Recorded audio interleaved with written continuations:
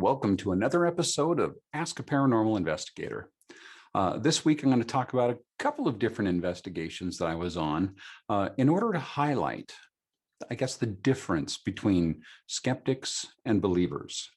This will also give you an idea of how I started working with other groups. When I first started out doing paranormal investigation, I was on my own. I did it all by myself. And then over time, decided, well, maybe I should join a group. So I joined this group that I found on the internet, got a hold of them, and there weren't very many out there at the time. But I got hold of them and said, here's what I bring to the table. I have this equipment and blah, blah, blah. Well, the thing is they didn't really have much in the way of equipment. They had a lot in the way of psychic ability.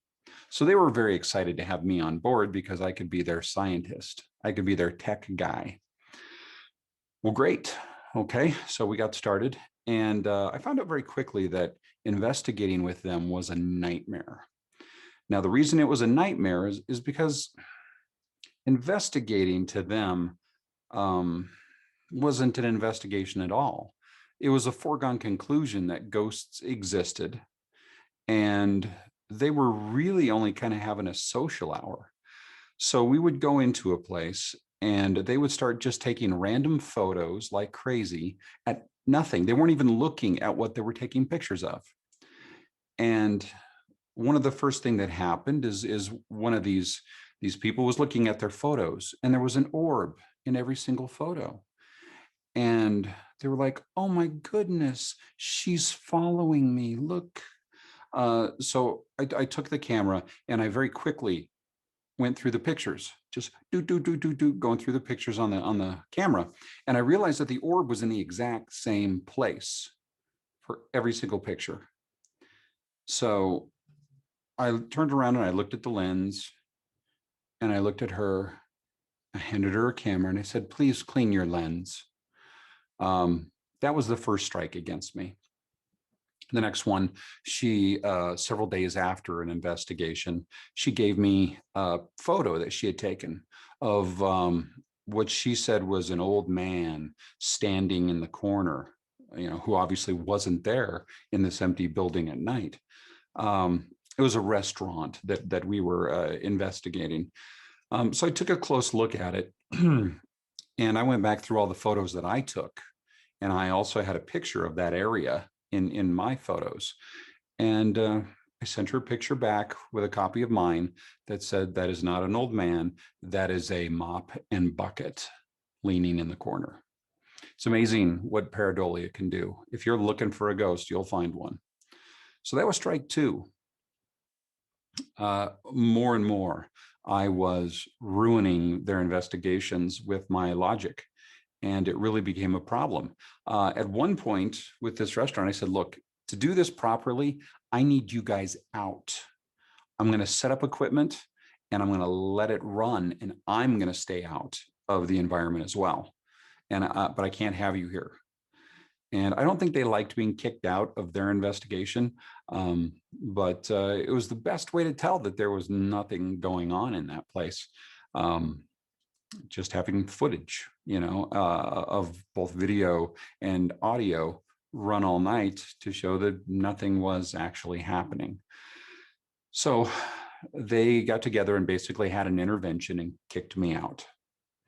So that was disappointing to see that happen.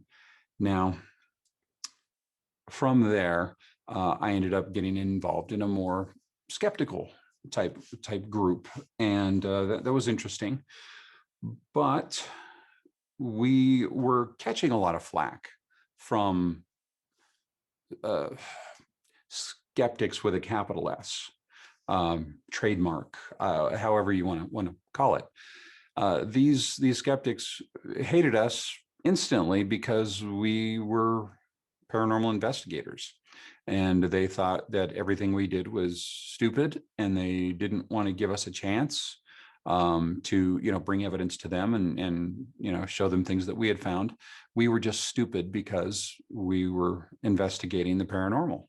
Now, the paranormal is not proven, therefore it needs to be investigated, in my opinion. I think it's a wise thing that when people make claims that you go in and see what they're saying, see what they're claiming, and see if you can find out um, if what they're claiming is true, or if something's happening that's causing them to make the claims. To me, that seems like a worthwhile thing to embark on. But yeah, skeptics, they didn't like me very much. And but that's okay. That's okay.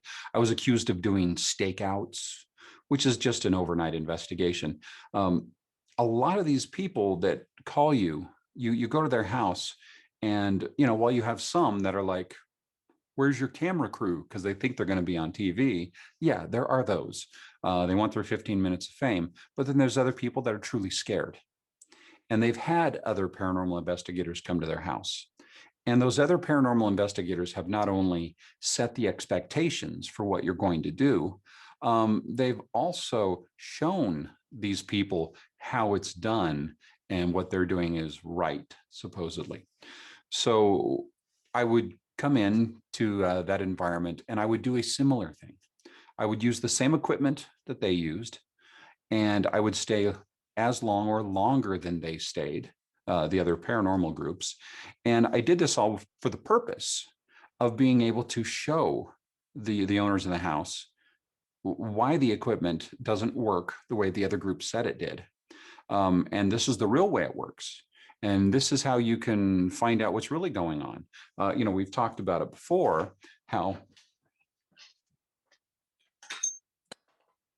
something like this is not used to find ghosts. But what you can use this for is to find out if there are other sources of electromagnetic frequencies that could be, creating some sort of effect, or just show that there's something wrong electrically or whatever. I mean, the bottom line is, now this one's natural, so it would be more in line with the human body, living beings, and the earth. But most EMF detectors are to read the AC field. And the value in that is, if you've got ghost hunters that come to someone's house and they're like, oh, you have this very high field over here, it's a portal or it's a vortex, you can come in, see, I can show you the same field, and here's why. Look out your window, you've got a cell tower right there. That has happened in the past. Like I said, we've got two types of groups. I won't say two types of people, two types of groups in this paranormal research realm, and that's the believers and the skeptics. Now, the believers are spending all their time trying to prove that ghosts exist, and the skeptics are trying to spend all their time showing how stupid the believers are. So neither one of those goals is any good at all. And I've unsuccessfully been in both of these worlds. And now, unsuccessfully, I'm trying to straddle both, and it's very difficult. Now, I do lean towards science. That's the way I like to go. Occam's razor is what I don't shave with, apparently. But I have to admit, I would love for the paranormal to be real. I would love it. Now, when I got into paranormal research, I noticed a big difference between proving ghosts exist and scientific research. Once something was established as scientific knowledge, there would usually be some sort of level of agreement among the scientists. With paranormal research, on the other hand, there isn't any one established paranormal knowledge or school of thought. Everyone can have their own beliefs, approach, and method. They also tend to conflict with each other, and certainly with science as well. So it does make it difficult. But again, who's right? Because a lot of times throughout history, we've believed that we know most of what there is to know about certain subjects. I love this book. It's one of my favorite books. This is the World Book of Knowledge and Universal Educator. As you can see, we got Thomas Edison right there on the cover. How can this book be wrong? Now, this book was published 1901. So at this time, they felt they knew everything that they needed to know, that this was all of the knowledge that they needed. So I just want to read to you one little bit about the planet Jupiter. Okay, let's look here. If it is ornamented with flowers, which we do not doubt, though we know not of what these flowers consist, they do not only survive the span of morning, as our roses do, but live much longer. Scarcely have the oldest begun to dry up and fade, but they are replaced by lovely buds, opening before the first have died away. Not only is the Jovian year equal to 12 of ours, but it is scarcely known when the yearly period begins or ends.